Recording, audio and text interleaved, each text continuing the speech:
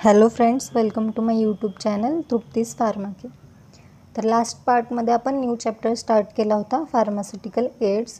त्यामध्ये आपण इंट्रोडक्शन पाहिलं आहे की फार्मास्युटिकल एड्स म्हणजे त्याचे डेफिनेशन काय आहे आणि त्याचे टाईप्स काय आहेत वेगवेगळे. त्याच्यानंतर त्याच्या कॅटेगरीज काय आहेत हे सगळं बघितलं. त्याच्या डेफिनेशन, प्रत्येक इंडिव्हिज्युअल कॅटेगरीचे मीनिंग आणि त्याचे डेफिनेशन्स पाहिले आपण. आता आपण पुढे नेक्स्ट पार्ट म्हणजे आजच्या या पार्टमध्ये बघणार आहोत फार्मास्युटिकल एड्समधला एक महत्त्वाचा पार्ट, ऑर्गॅनोलेप्टिक फार्मास्युटिकल एड्स.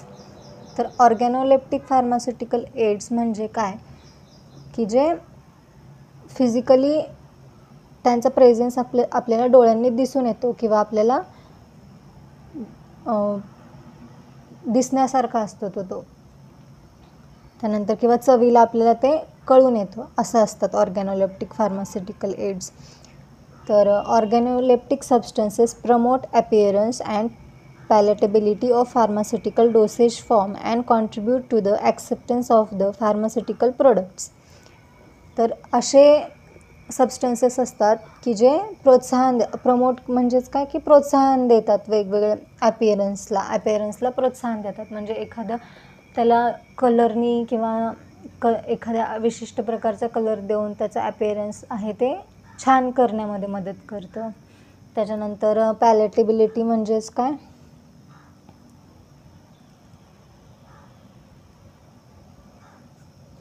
पॅलेटेबिलिटी म्हणजे रुचकरता, की जे त्याची टेस्ट छान बनवतं. आता एखादं मेडिसिन आपण जेव्हा लिक्विड डोसेज फॉर्मच आपण कन्सिडर करूयात, एखादं सिरप किंवा कफ सिरप वगैरे असतात, जर ते बिटर असतील, चवीला कडू असतील, तर त्यामध्ये स्वीटनिंग एजंट्स ॲड केले जातात, जे रुचकर बनवलं जातं. Of pharmaceutical dosage form and contribute to the acceptance of the pharmaceutical product. ठीक आहे, ॲक्सेप्टन्स म्हणजे कॉन्ट्रीब्यूट आणि ॲक्सेप्टन्स केलं जातं. म्हणजेच काय की योगदान, ऑर्गॅनोलेप्टिक फार्मास्युटिकल एड्सचं योगदान असतं फार्मास्युटिकल प्रोडक्ट्समध्ये आणि त्याचा स्वीकारसुद्धा केला जातो. The flavouring, sweetening and colouring agents are group together as organoleptic aids. आता ऑर्गॅनोलेप्टिक एड्समध्ये हे सब डिवाईड झालेले आहेत, फ्लेवरिंग एजंट, स्वीटनिंग एजंट आणि कलरिंग एजंट. फ्लेवरिंग एजंट्स म्हणजेच काय, वेगवेगळ्या प्रकारचे फ्लेवर्स त्यामध्ये ॲड केले जातात. त्याच्यानंतर स्वीटनिंग एजंट म्हणजेच काय की कडवट, एखादं औषध कडवट असेल तर तिथे जरा चव आणली जाते, गोड चव आणली जाते. त्याच्यानंतर कलरिंग एजंट्स म्हणजेच काय की जे वेगवेगळ्या प्रकारचं कलर त्यामध्ये दिसून येतो. Bitter and arid taste of drugs are avoided by patients through oral route because of unpleasant taste and odour as well as colour. तर काय म्हणलं इथे, बिटर म्हणजेच काय कडू आणि अरिड म्हणजे काय कोरडे टेस्ट. जी ड्रग्सची असते ती पेशंट्स थ्रू अवॉइड केली जाते ओरल रूटने. म्हणजे जे काही अशी औषधं आहेत की जी कडू आहेत किंवा अशी कोरडी आहेत खाण्यासाठी, जे आपण ओरली ॲडमिनिस्ट्रेट करतो माऊथनी, तर ते पेशंट काय करतात, अवॉइड करतात घ्यायला. लहान मुलं वगैरे बघा, आता कडू आहे औषध म्हणलं की टाळतात, मला नको औषध म्हणून रडायला लागतात लगेच. तर ते अनप्लीजंट टेस्ट असते त्याची, त्यामुळे म्हणजे अनप्लीजंट म्हणजे काय, अप्रिय, आवडत नाही ती टेस्ट अशी असते. तर कलरसुद्धा जर एखादा नाही, असं कलर बघूनच कोणाकोणाला उचमळल्यासारखं होतं, तर अशा प्रकारचे काय असतात, पेशंट्स अवॉइड करतात घ्यायला. Thus organoleptic aids are incorporated to improve their colour, flavour and taste, specially for products prescribed for paediatric and geriatric patients.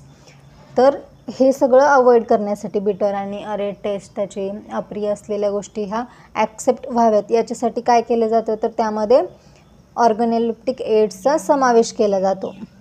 Incorporated म्हणजेच काय, त्यामध्ये समाविष्ट केला जातो.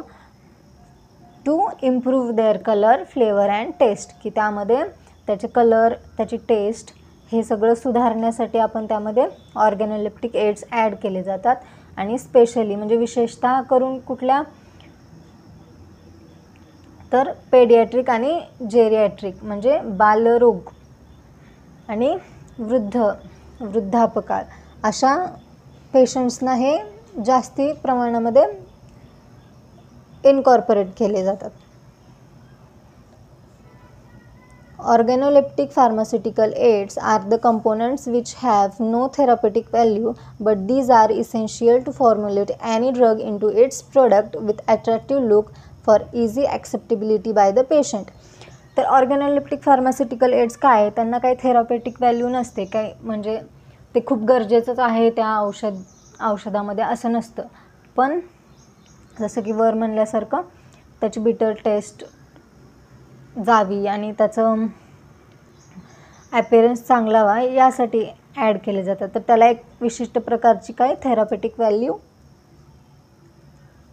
नसते, आणि पण ते इसेन्शियल असतात ड्रग फॉर्म्युलेशनमध्ये टू लुक अट्रॅक्टिव्ह आणि पेशंट्सला इझिली ॲक्सेप्ट होतात ते. यासाठी ऑर्गॅनोलेप्टिक फार्मास्युटिकल एड्स हे फार्मास्युटिकल प्रोडक्ट्स किंवा डोसेज फॉर्म्समध्ये ॲड केले जातात.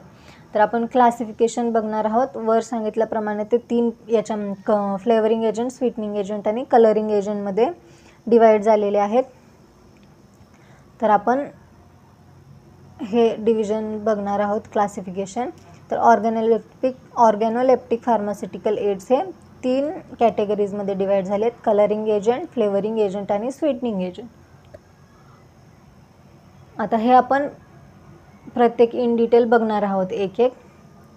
कलरिंग एजंटमध्ये 2 प्रकार, त्यामध्ये परत सब डिव्हिजन झालेलं आहे, नॅचरल कलर्स आणि सिंथेटिक कलर्स. आता नॅचरलमध्ये काय, मिनरल, प्लांट आणि ॲनिमल बेस्ड जे काही एजंट्स असतात ते कलरिंग एजंट नॅचरल कलरिंग एजंटमध्ये येतात. त्याच्यामध्ये टिटॅनियम ऑक्साईड, फेरिक ऑक्साईड, त्यानंतर प्लांटमध्ये इंडिगो, बीटा कॅरोटीन, ॲनिमलमध्ये टायरियन ब्ल्यू, कॉकनियल. त्याच्यानंतर सिंथेटिक कलर्स म्हणजे की जे कृत्रिमरित्या बनवलेले असतात ते कलर म्हणजे सिंथेटिक कलर्स. तर त्यामध्ये काय येतं, कॅरेमल येतं, कोल टार डाईज, लेक डाईज. त्यानंतर सेकंड आहे आपल्याला फ्लेवरिंग एजंट, त्यामध्ये सब डिव्हिजन नाही आहे. त्याच्यानंतर थर्ड आहे स्वीटनिंग एजंट. स्वीटनिंगमध्ये 6 परत पार्ट्स आहेत: सुक्रोज, लिक्विड ग्लुकोज, सॅकरिन, सायक्लेमेट्स, ॲस्पर्टेम अँड सुक्रॅलोज. तर आपण एक एक इन डिटेल बघणार आहोत. तर कलरिंग एजंटचा आपल्याला आता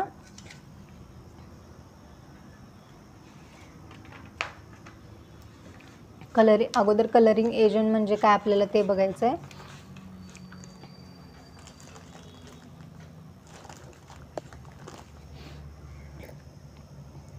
असे एजंट्स की जे फार्मास्युटिकल प्रोडक्टला कलर देतात.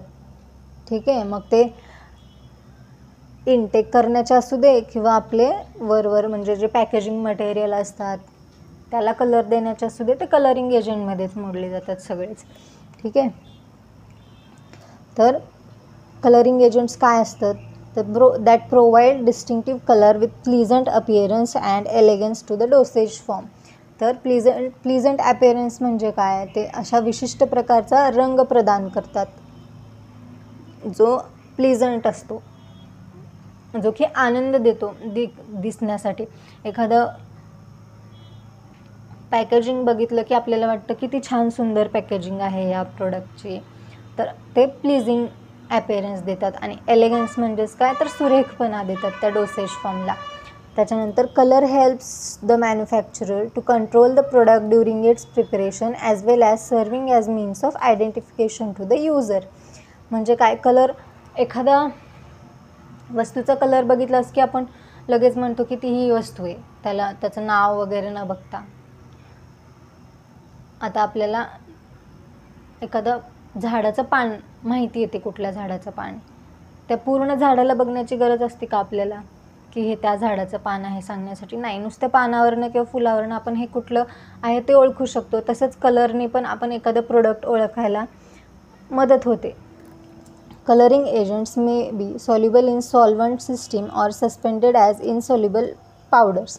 कलरिंग एजंट असे असतात की जे सोल्युबल असतात, विरघळतात सॉल्वंटमध्ये वेगवेगळ्या, किंवा मग सस्पेंडेड ॲज इनसोल्युबल पावडर. म्हणजेच काय, सस्पेन्शनमध्ये बघा थोडंसं असं दाट किंवा घट्टसर लिक्विड असतात की जे त्यामध्ये ते ड्रॉप्स कलर्सचे असे पार्टिकल्स छोटे छोटे दिसून येतात, ते सस्पेंडेड असतात. All coloring agents used in pharmaceutical formulations must be approved and certified by FDA as per D&C Act 1940.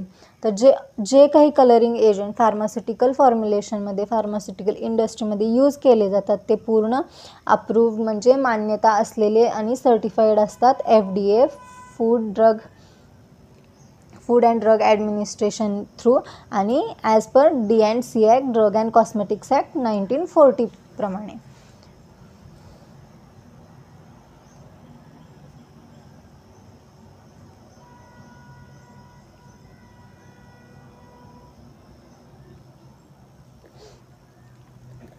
आता त्याचे सबटाईप्स आपण बघणार आहोत एक एक करून.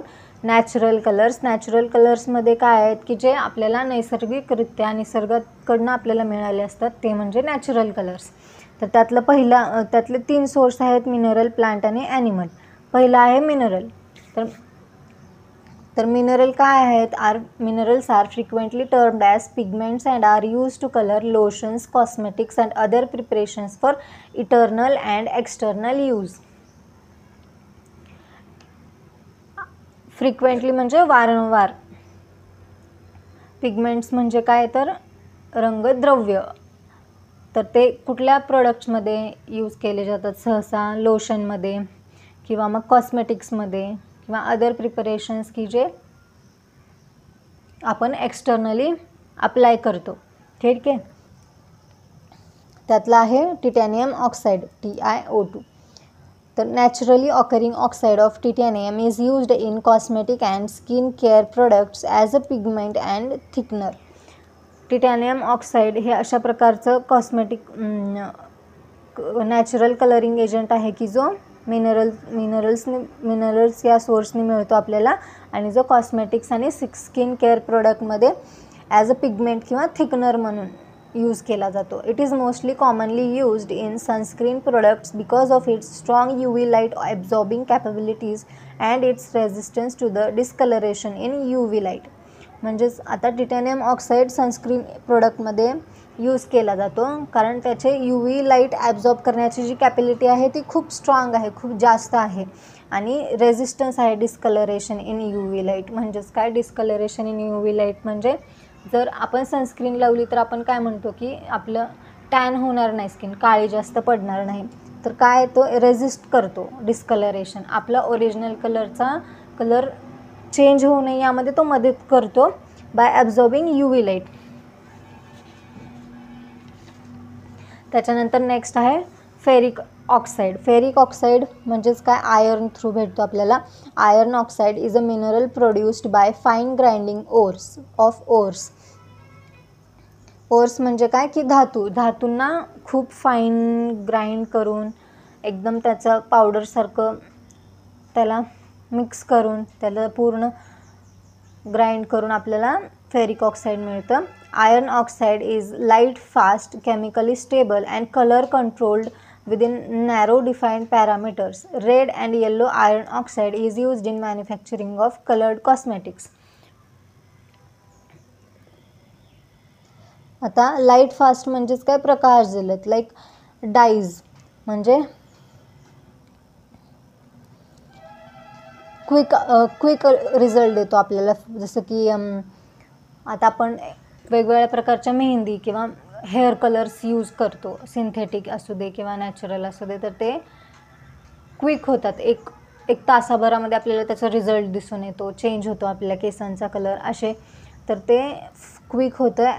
त्याच्यानंतर ते केमिकली स्टेबल असतात आणि कलर कंट्रोल्ड असतात. त्याच्या जे काही पॅरामीटर्स असतात त्यामध्येच ते कलर चेंजेस होतो. आणि रेड आणि yellow iron oxide are commonly used in cosmetics. पुढचा आहे plant based natural colouring agents. तर the colour constituents from plants are obtained through extraction. म्हणजेच काय, एक्स्ट्रॅक्शन म्हणजे काय, तर सिम्पल आहे. एक्स्ट्रॅक्शन म्हणजे त्या शोषून घेणे एखाद्या फुलातनं किंवा एखाद्या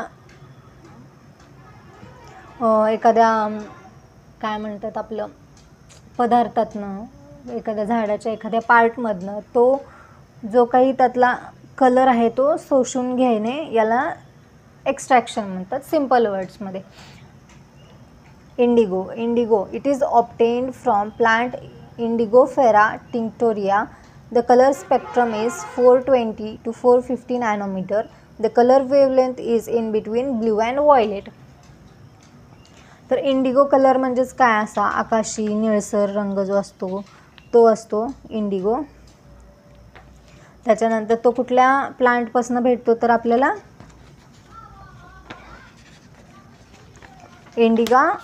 इंडिगोफेरा टिंक्टोरिया या प्लांटपासून आपल्याला भेटतो आणि त्याची कलरची जी स्पेक्ट्रम आहे ती 420 to 450 नॅनोमीटरमध्ये आहे. ब्ल्यू आणि व्हायलेट रेंज असते याची. तर हा जो आहे प्लांट किंवा हा फ्लॉवर जो आहे इंडिगोफेरा टिंक्टोरिया याच्यापासून आपल्याला इंडिगो कलर भेटतो. It gives indigo colour.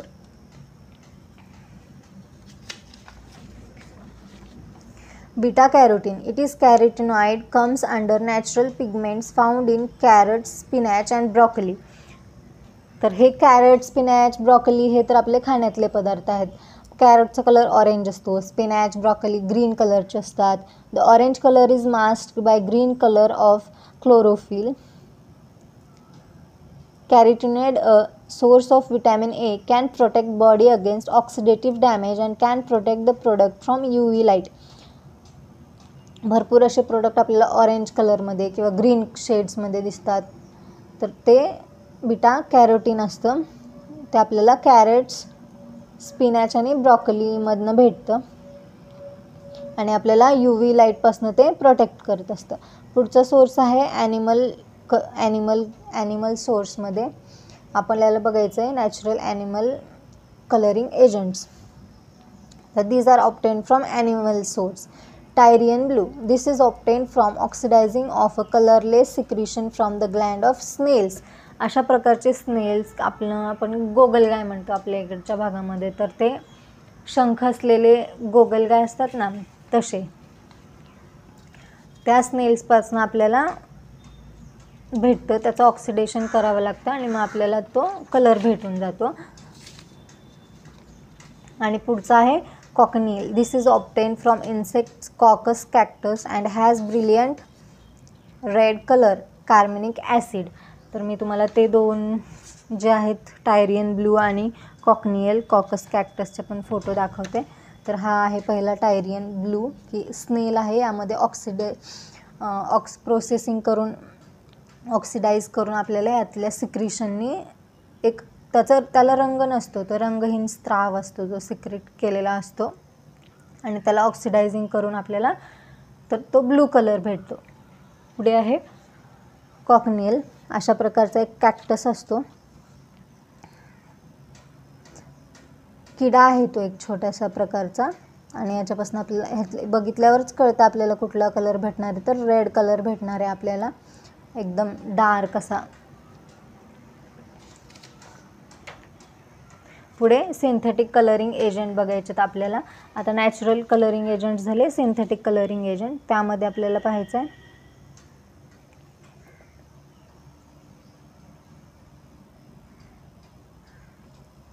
synthetic coloring agents are used in pharmaceutical and cosmetic products to enhance their appearance without any toxicity. तर कृत्रिमरित्या बनवलेले असतात, वेगवेगळ्या प्रोसेसिंग केमिकल रिॲक्शन करून असे कलरिंग एजंट्स बनवले जातात जे प्रोडक्टचे अपीअरन्स एनहान्स करतात पण त्याचे टॉक्सिसिटी निर्माण न करता. It is mainly use today under D&C act. म्हणजेच काय, ड्रग अँड कॉस्मेटिक ॲक्ट 1940 याच्या थ्रूच ते वापर केलेले जातात, तिथल्या सर्टिफिकेशन तिथल्या अप्रुव्हलनीच. फर्स्ट आहे caramel. It is a dark brown material obtain bye controlled thermal application on carbohydrates.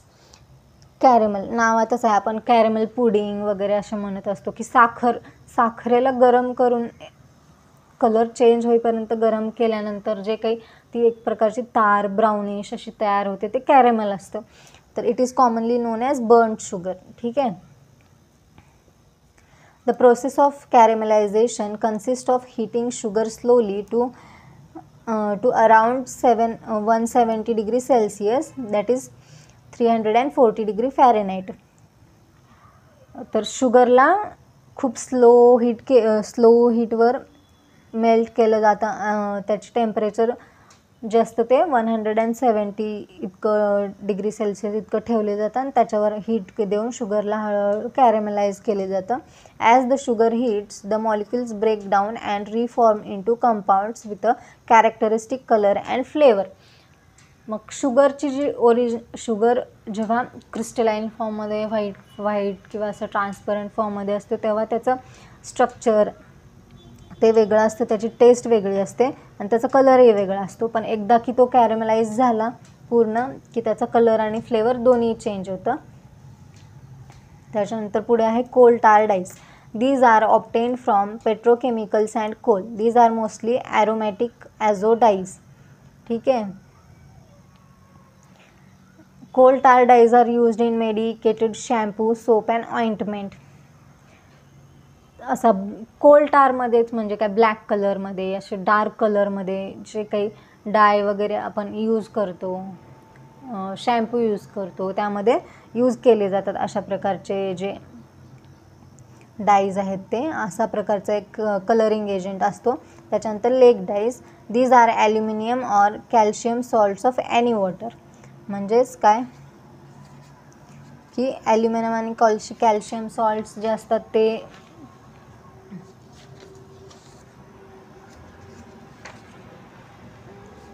Any dies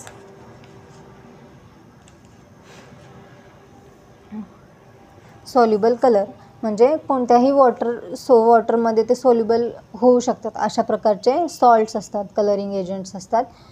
त्याच्यानंतर a lake pigment is manufactured by precipitating a dye with metallic salt. Precipitate म्हणजे काय, एक प्रकारचं असं आपण 11वी 12वीला वगैरे असे प्रॅक्टिकल्स करतो केमिस्ट्रीमध्ये की तिथे PPT आपल्या प्रिसिपिटेशन तयार करायला लागतं. असं क्लाउडी किंवा कलर चेंज होतो, असं वेगळ्या प्रकारचं एखादं डिफरन्स आपल्याला जाणवतो. तर तशा प्रकारचा डिफरन्स प्रिसिपिटेशन करून आपल्याला तो मेटॅलिक सॉल्ट बरोबर करून आपल्याला पिगमेंट भेटतो. Lake pigments are organic and are fugitive because the dyes involved are unstable when exposed to light. Many lake pigments are azo dyes which have sulfonate and carboxylate substituent which confer negative charge to the chromospheres.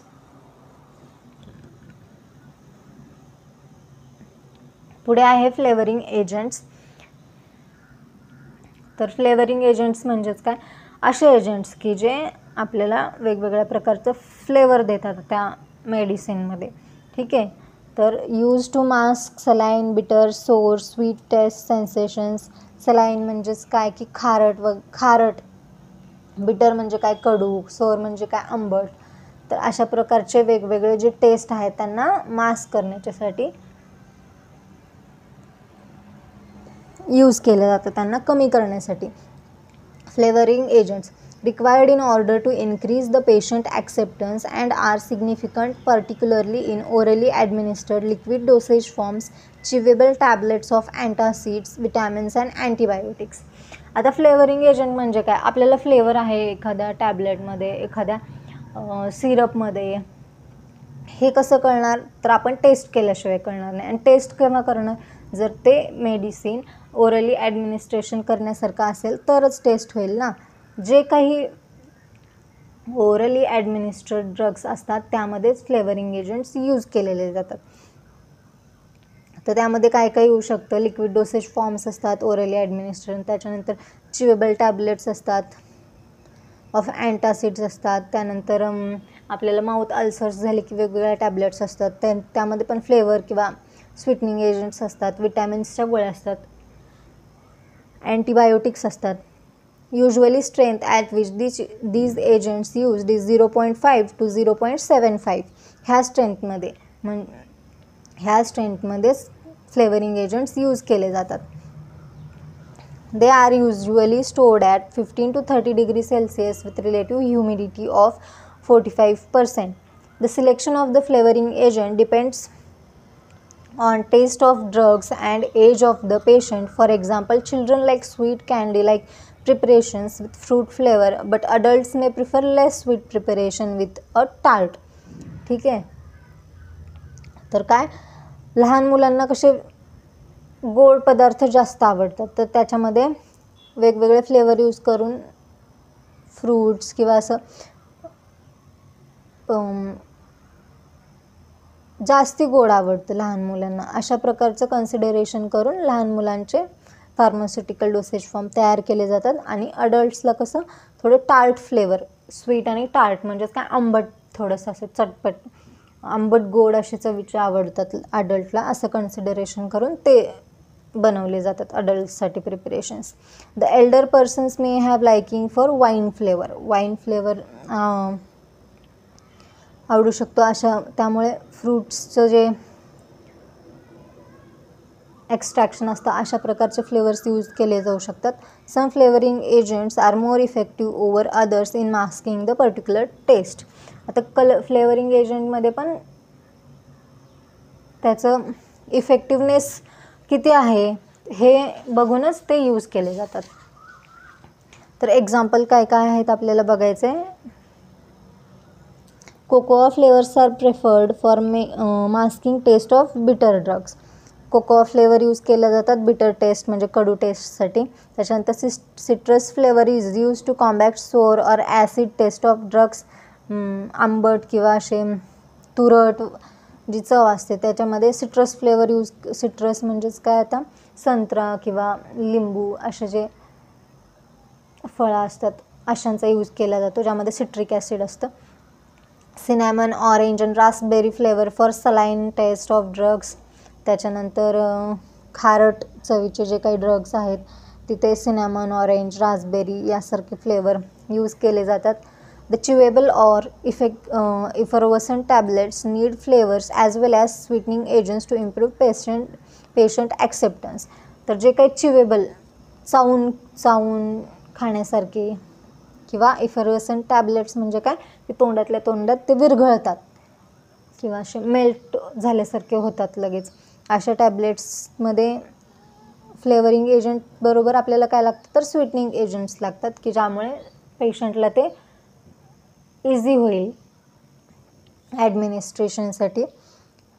As the flavouring agents are often thermolabile and volatile, the time of incorporating them in formulations is critical. आता flavouring agents thermolabile असतात आणि volatile असू शकतात. The time of incorporating them in formulations is critical. एकतर ते extract केले असतात, काही असे असतात की वोलाटाईल म्हणजे काय, पटकन असे इव्हॅपोरेट होण्याचे किंवा असे चान्सेस असतात. त्यामुळे जो मिक्स फॉर्म्युलेशन तयार करताना आपल्याला त्याला मिक्स करताना व्यवस्थित टायमिंग बघून फास्टली त्यामध्ये मिक्स करावं लागतं. नाहीतर त्याची जी फ्लेवर आहे तो कमी होण्याचे, त्याची टेस्ट येण्याची, फ्लेवरिंग एजंटची त्यामध्ये टेस्ट येण्याचे हे चान्सेस कमी असतात. They cannot be added to formulation when hot. एक वोलाटाईल असतात, मग हॉटमध्ये आपण ते मिक्स नाही करू शकत, सिम्पल आहे. In case of liquid dosage forms these agents are added to the solvent or vehicle of the formulation in which it is most soluble or miscible. Liquid dosage फॉर्ममध्ये असे एजंट्स ॲड केले जातात तर सॉल्वंटमध्ये किंवा जो काही vehicle आहे त्या फॉर्म्युलेशनमधला त्यामध्ये आपल्याला ते ॲड केले जातात. त्यामध्ये सोल्युबल असल्यामुळे, सोल्युबल म्हणजेच काय, त्यामध्ये विरघळलं जातं किंवा मिक्स होतं एक प्रकारे, तर त्यामध्येच ॲड केले जातात. The water soluble flavouring agents are added to the alcoholic or other non-aqueous solvent of the formulation. Water soluble flavoring agent म्हणजेच काय, की जे असे फ्लेवरिंग एजंट जे वॉटरमध्ये सोल्युबल होऊ शकतात, तर त्यांना अल्कोहोल किंवा नॉन ॲक्वियस सॉल्व्हेंटमध्ये ॲड केलं जातं. In multi component system the appropriate solvent level of the flavouring agent is essential to keep them in solution. त्याचा जो रेशो असतो फ्लेवरिंग एजंट ॲड करण्याचा, जे पर्सेंटेज असतात ते ॲक्युरेटच ठेवायला लागतात त्यामध्ये. Example volatile oil such as cocoa, citrus, cinnamon, orange and raspberry, clove, fennel, orange, त्याच्यानंतर wintergreen oil and rose, jasmine and lavender are used as flavours. पुढे बघायचं आपल्याला स्वीटनिंग एजंट बघायचं आहे.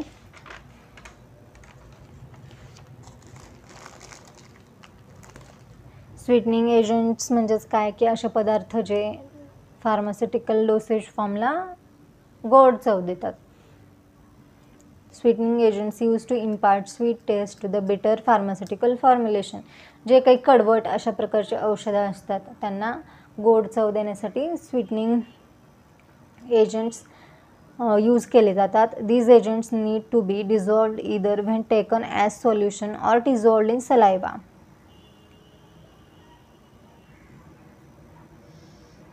तर स्वीटनिंग एजंट्स ॲड केलेले जे काही फार्मास्युटिकल प्रोडक्ट्स आहेत ते आपण ओरली ॲडमिनिस्ट्रेट केले की ते सलाइव्हमध्ये डिझॉल्व होतील अशा प्रकारचे असले पाहिजे, किंवा मग सोल्युशन जर तयार करत असेल तर त्यामध्ये डिझॉल्व होण्यासारखे पाहिजे.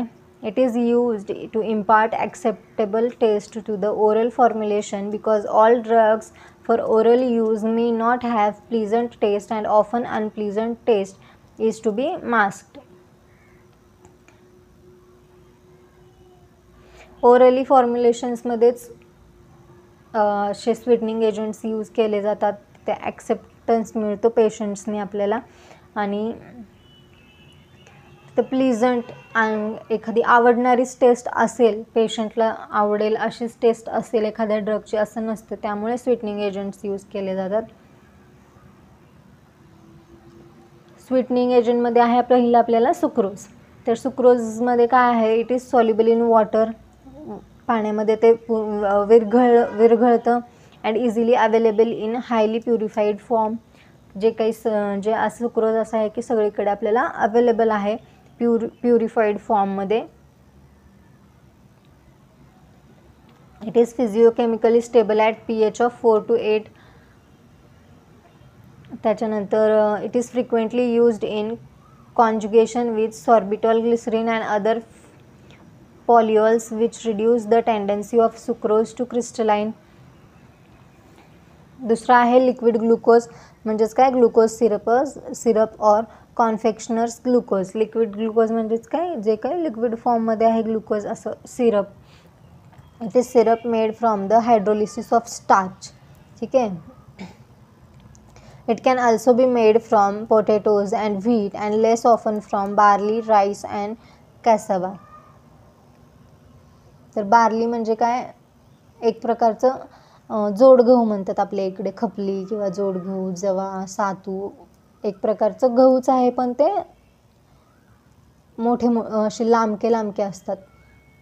त्याच्यानंतर राईस आणि कॅसवाचं एक अशा प्रकारचं एक झाड असतं कॅसवाचं, त्याच्यापासून आपल्याला लिक्विड ग्लुकोज हे तयार केलं जातं. Glucose syrup contains varying amounts of glucose, maltose and higher oligosaccharides depending on the grade and can typically contain 10% to 43% of glucose. तर ग्लुकोज सिरपमध्ये काय आहे, हे वेगवेगळ्या प्रकारचे जे कंटेंट्स आहेत, ग्लुकोज, माल्टोज आणि हायर ऑलिगोसॅकराइड्स हे प्रेझेंट असतात, आणि ते 10 to 43% इतकं ग्लुकोज या रेंजमध्ये असतात. Glucose syrup is use to sweeten, soften texture and add volume. तर स्वीट करण्यासाठी, त्याच्यानंतर टेक्स्चर सॉफ्ट केलं जातं स्वीटनिंग एजंटमुळे, आणि आणखीन एक काय आहे तर त्याचं व्हॉल्यूम इन्क्रीज केलं जातं, याच्यासाठी यूज केलं जातं. पुढचं आहे saccharin. It is artificial synthetic म्हणजेच sweetening agent which is almost 500 times sweet as sugar but gives a bitter taste after taste. म्हणजेच काय, एखादा गोड पदार्थ असतो पण तो जेव्हा आपला पूर्ण खाऊन संपतो त्याच्या शेवटी आपल्याला कडूपणा जाणवतो त्या पदार्थाचा. तर हे तसंच आहे सॅकरिन. ते आर्टिफिशियली म्हणजे नॅचरली नाही आहे, ते प्रोसेसिंग करून बनवलं जातं आणि नॉर्मल शुगरपेक्षा 500 टाइम्स स्वीट आहे. म्हणजे विचार करा ते किती गोड असेल, पण शेवटी काय तर कडवट लागतं. It is available as saccharin sodium and saccharin calcium. 2 फॉर्ममध्ये ते अवेलेबल असतं. Its main limitation is its carcinogenic property which makes it is a secondary choice. आता ह्याचं लिमिटेशन आहे या सॅकरिनचं. काय कार्सिनोजेनिक प्रॉपर्टी आहे म्हणजेच काय, कॅन्सर होण्याचे जे काही गुणधर्म असतात किंवा जे काही कॅन्सर होण्याची शक्यता असते एखादा पदार्थ खाल्ल्यामुळे, तर ते सॅकरिनमध्ये आहेत. त्यामुळे हे अवॉइड केलं जातं नॉर्मल शुगरच्या कंपॅरिझनमध्ये. पुढचं आहे cyclamates. Sodium cyclamate is an artificial sweetener 30 to 50 times sweeter than sucrose. म्हणजेच काय, नॉर्मल जे काही शुगर किंवा सुक्रोज आहे त्याच्यापेक्षा 30 to 50 टाइम्स स्वीट आहे आणि हे आर्टिफिशियल स्वीटनर आहे. म्हणजेच काय, सिंथेटिक आहे, कृत्रिमरित्या तयार केलेलं आहे. It is often used with saccharin in ratio of 10:1. आता सॅकरिन आणि सायक्लामेटचा या दोघांचा रेशोमध्ये यूज केलं जातं ते 10:1 to mask the of tastes of both sweeteners. म्हणजे जे कडवटपणा येतो शेवटी ते जरा कमी करण्यासाठी ह्याला दोघांना, सॅकरिन आणि सायक्लामेटला रेशोमध्ये यूज केलं जातं. It is cheaper than most sweeteners including sucralose and stable under heating. Now being carcinogenic it has been banned. पण बिंग कार्सिनोजेनिक म्हणजे काय की कॅन्सर होण्याचे जे काही प्रॉपर्टीज आहेत त्यामुळे ह्याला बॅन केलेलं आहे, हे नाही यूज करत सध्या. पुढचा आहे aspartame. It is the methyl ester of aspartic acid and phenylalanine. It is hygroscopic in nature and thus has less stability in presence of moisture. Methyl ester of aspartic acid and phenylalanine आहे aspartamate आणि hygroscopic nature आहे याचं. म्हणजेच काय की presence of moisture जिथे आहे तिथे तो स्टेबल राहत नाही. पुढचा आहे sucralose. It is a non-nutritive, non-caloric sweetener. It is about 320 to 1000 times sweetener than sucrose, twice sweetener than saccharin and 3 times sweetener than aspartame. ठीक आहे, तर सुक्रोजपेक्षा काय 320 ते 1000 पर्यंत जास्त स्वीट आहे आणि सॅकरिनपेक्षा डबल स्वीट आहे आणि 3 टाइम्स स्वीटनर दॅन ॲस्पार्टेम आहे. Stable under heat and over broad range of pH conditions and thus used for products that required a longer shelf life. ज्या प्रोडक्ट्सची शेल्फ लाईफ वाढवायची आहे आपल्याला किंवा जास्त काळ तो प्रोडक्ट टिकेल असा बनवायचा आहे तर तिथे आपल्याला सुक्रेलोज यूज केला जातो. Sweetener of choice due to its favourable low calorie, higher degree of sweetness and stability and safety properties. तर स्वीटनर म्हणून सुक्रेलोज हा एक चॉईस आहे, स्वीटनर ऑफ चॉईस, कारण तो फेवरेबल आहे, लो कॅलरी आहे त्यामध्ये. त्याच्यानंतर हायर डिग्री ऑफ स्वीटनेस आहे, म्हणजे कमी प्रमाणामध्ये जास्ती गोड त्यामध्ये चव देतो. त्याच्यानंतर स्टेबल आहे आणि सेफ्टी प्रॉपर्टीज आहेत. तर अशा प्रकारे आपण कलरिंग एजंट्स बघितलं ऑर्गॅनोलेप्टिक कॅरेक्टरिस्टिक्समधलं.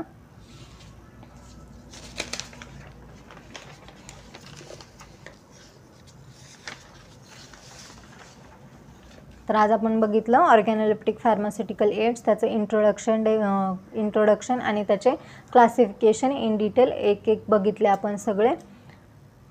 नेक्स्ट पार्टमध्ये आपण बघणार आहोत नेक्स्ट फार्मास्युटिकल एड, ते म्हणजे प्रिझर्वेटिव्स. त्याची डेफिनेशन बघणार आहोत, त्याच्या प्रॉपर्टीज बघणार आहोत, त्याच्यानंतर त्याचे टाईप्स आणि त्याचे युजेस बघणार आहोत. आणि नेक्स्ट पार्ट झाला की आपला चॅप्टर संपणार आहे. हा छोटासा चॅप्टर होता ज्यामध्ये आपल्याला फक्त 2च महत्त्वाचे जे म्हणजे जास्ती प्रमाणात यूज केले जातात फार्मास्युटिकल प्रोडक्टमध्ये असे एजंट्स, अशा कॅटेगरीज यूज केलेल्या डिटेलमध्ये दिलेले आहेत. बाकीच्या अदर तर मी प्रत्येकाची इंडिव्हिज्युअल डेफिनेशन किंवा त्याचं मीनिंग काय आहे, त्याचा यूज काय आहे हे घेतलेलं आहे. ठीक आहे, थँक्यू.